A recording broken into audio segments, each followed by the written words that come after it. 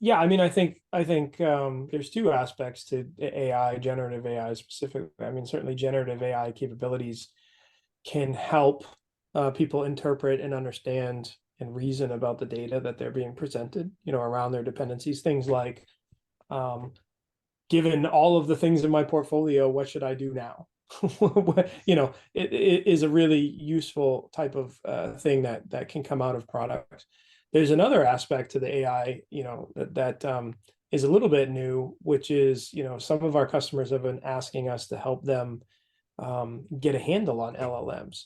And it to me feels like 15 years ago when organizations were like, I need help getting handle on open source. I don't know what I'm using. I don't have any way to put controls in place for it.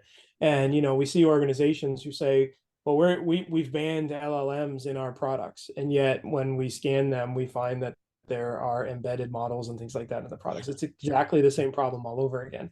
Mhm. So fortunately the solution is kind of the same as what we've built for open source. So we're definitely seeing those aspects. And I think as people come to terms with it, there's going to be both new, upsides and downsides that come from it. But again, I think it comes back to the same problem. If you don't know what you have, then how can you do anything smart with it? You can't update it, you can't fix it, you can't leverage it. Yeah.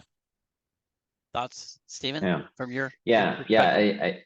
I think another thing that will be interesting to look at more deeply this year, that's sort of been a change in the landscape, is so like what changes given the pervasiveness of software bills of materials. And I mean, they're not completely pervasive yet. Certainly the conversation is pervasive, everyone's talking about it. Yeah.